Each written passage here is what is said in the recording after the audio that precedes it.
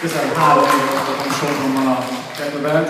Itt a srácokkal egy rövid bemutatót fogunk tartani, ami közel 5-6 perc, 10 percig fog tartani.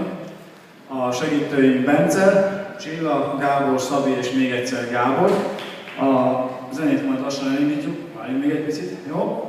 5 alapgyakorlatot fogunk bemutatni. Ebből az 5 alapgyakorlatból az első lesz a lendítés, majd utána egy nyomást fogtok látni.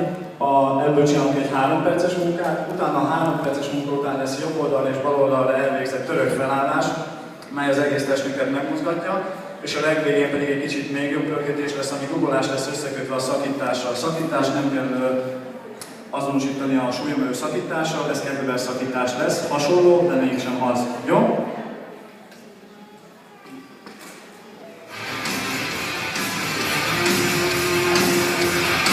Tehát amit most láttam, ez a kettlebell lendítés, ezt lehet végezni 2 kézzel, lehet végezni 1 kézzel, illetve lehet végezni úgy is, hogy felvágott kézzel. De ha valaki erősebb, ő már 2 kézzel is végezhet 2 dupla súlyra. Jó?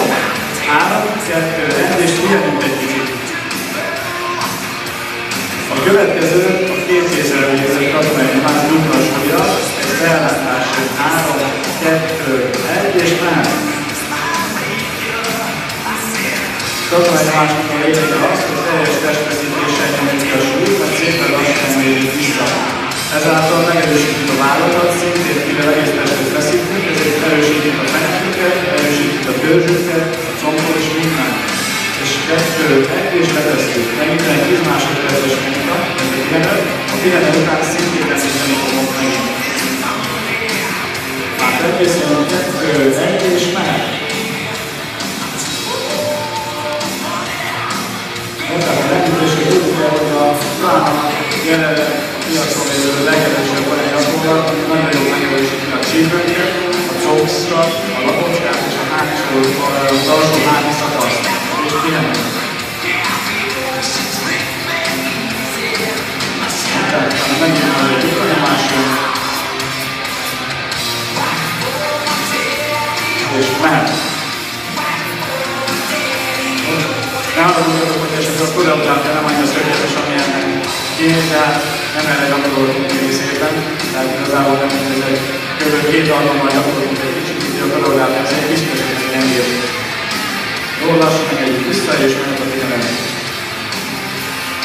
És még ebből lesz egy utolsó körül, ami egy lendítés lesz, tehát még egy ugyanúgy 2000-es lendítés lesz.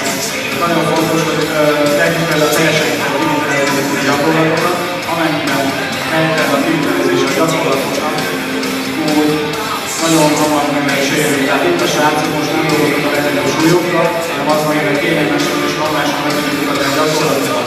Ezek a súlyok a Csilla esetében 8 kilósak, a Gábor esetében 12, a többi srác esetében pedig 16 kilósal dolgozunk. Most jön az utolsó nyomásunk, utána a súlyokat pedig félrefeszítésével a török felállás. 2, 1 és meg.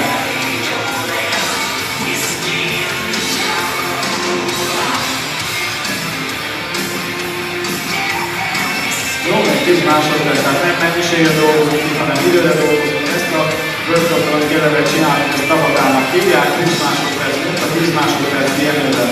Tehát itt ugye a dupla nyomásoknál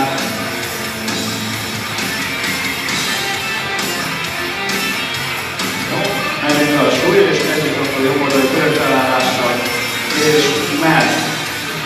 Török felállásban tudni kell azt, hogy minden olyan mozdulatunk és minden olyan gyakorlatunk igazából nem van, ami a hétköznapokban is használsz. Tehát amikor reggel kikelsz az ágyból, fölállsz, fejed fölött teszel valamit a polccal, leveszed a polcról valamit, a guggolás, az ülés, a tartás, tehát igazából nagyon fontos ennél a gyakorlatnál, ennél a török felállásnál.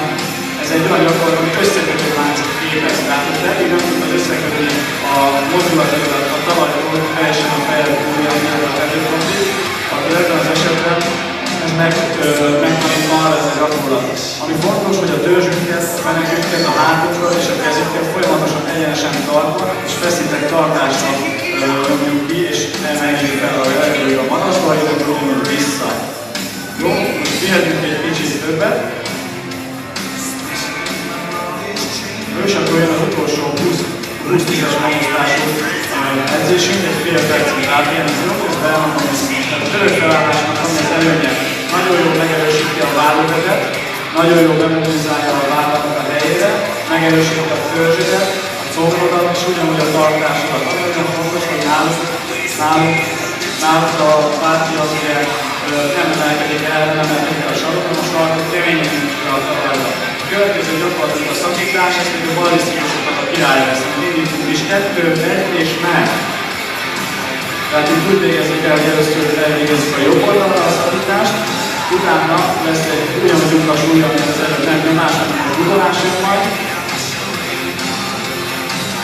Tehát itt is időre dolgozunk, tehát 20 másodpercig dolgozunk, nem számolgatjuk, hogy 5-öt csináltunk, 10 vagy 15-öt, hanem pihenünk, jó? 10 másodperc és indul a gugolás. Tehát ugyanúgy, amit láttuk közben, ez a felrántás nevű gyakorlat, amivel elindítják a srácok a gyakorlatot, itt is nagyon fontos, hogy a felrántás esetében, hogy nagyon feszes háttal kell felrántani, tehát nem gönnyed háttal, ugye Pável megtanította nekünk azt, hogy amikor lehajolsz, akkor egy virágszálért és egyenes háttal és feszített törzsel hajoljál le. No, ez egy nagyon jó kis gyakorlat, az előzugolásnak nagyon sok előnye van, és letesszük a súlyt. 10 másodperc pihenő, majd jön a másik kézzel való szakítás. 3, 2, 1 és mehet.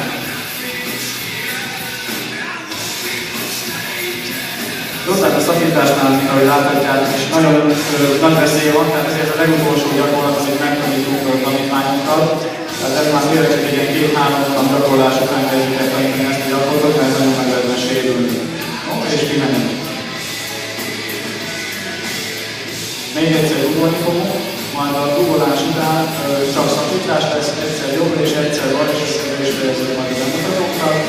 Előtte azért nem olyan messze.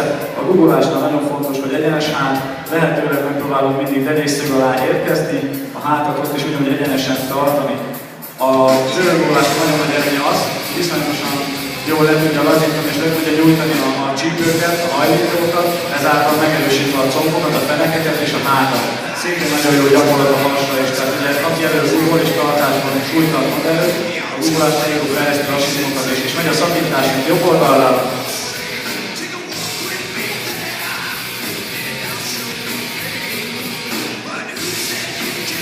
Tehát láthatjátok, ez egy nagyon dinamikus mozgás igazából, nagyon fontos, hogy a térdek nem maradjanak be sem jobbra, sem balra, hanem tartjuk feszesen a testet, tetőpontot addig beleállunk és meg van feszítve a hasonló elkezdve minden.